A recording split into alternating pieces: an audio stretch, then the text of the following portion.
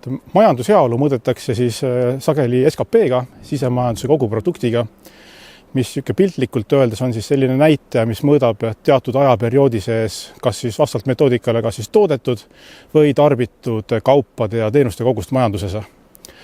Sellega seostub ka üks teine päris oluline näitaja, milleks on kogu rahva tulu.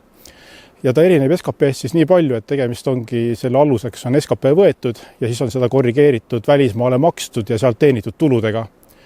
Ja milleks kogu rahva tulu kasutatakse, on siis see, et ta on Euroopa Liidus oluline näitaja, mille pealt siis arvutatakse välja riikide liidu liikmesmaksusid, aga samuti ka määratakse, kui palju on kellegi osalus struktuurifondides.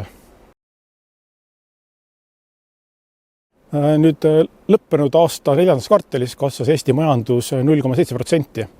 See on küll veidi aeglasemas tempos kui varasemal 2 kvartalil, aga positiivne trend on ikkagi see, et tegelikult kui jätame kõrvale aasta 1. kvartali, siis kõigis 3 kvartalis on majandus kasvanud, mis on kindlasti positiivne samm võrreldes sellega, et eelmisel 2 aastal on majandusel läinud kehvemini ja nüüd tegelikult lõppenud aastal siis majandus järjest paranes.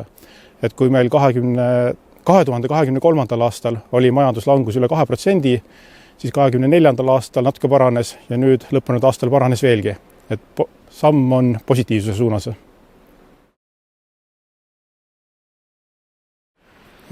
Nii lõppenud aasta viimases kvartalis kui ka 2025. aasta üldiselt tuli selline suurim positiivne panus Eesti majandusse töötlevast tööstusest, mis on positiivne üllatus, arvestades, et see tegelikult on mitu aastat järjest olnud just negatiivse panuse peal ja tööstusel, nagu me teame, ei ole kuigi hästi läinud. See on kindlasti positiivne märk, et nüüd lõppenud aasta teises pooles läks töötleval tööstusel lisandväärtuse seisukohast juba hulga paremini. Väga tugevalt panustas positiivselt ka info- ja sidetegevusala. See nüüd selle käekäik tegelikult töötlevast tööstusest on üsna erinev olnud ja et info ja side, kus istub sees ka tegelikult IT-sektor ja selline nutikas majanduse, et see tegelikult on olnud aastaid Eesti majandusveduriks ja erandiks on pigem lihtsalt 24. aasta olnud, kus sellel sektoril ei läinud nii hästi. Negatiivse poole pealt paistis silma vast kaubandus eelkõige, nagu me teame, siis inflatsiooni tõttu on tarbijatel ka rasked ajad olnud, et kaubandusel sellest tulenevalt ei ole ka kõige paremini läinud. Natuke paremini, aga siiski kehvasti on läinud ka näiteks transpordisektoril.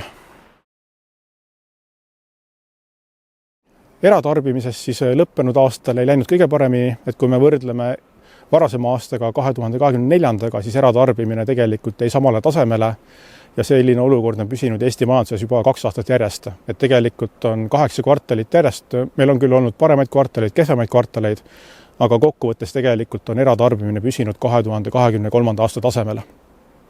Kui me vaatame detailsemalt sisse, mis seal põhjused on, mis suunas on tarbijate trendid, kaldused nihkunud, siis me näeme, et mõningates kulugruppides loomulikult on kasvanud kulutused näiteks finants- ja kindlustusteenustele, kodusisustustele ja ka vabale ajale. Et sellist, kuidas öelda, kodulähedasust toimetamist on olnud inimestel. Aga kokku on tõmmatud siis kulutusi näiteks eelkõige just transpordi pealt ja samamoodi paistab silma ka, et alkoholile ja tubakale on kulutatud siis vähem kui varasemalt.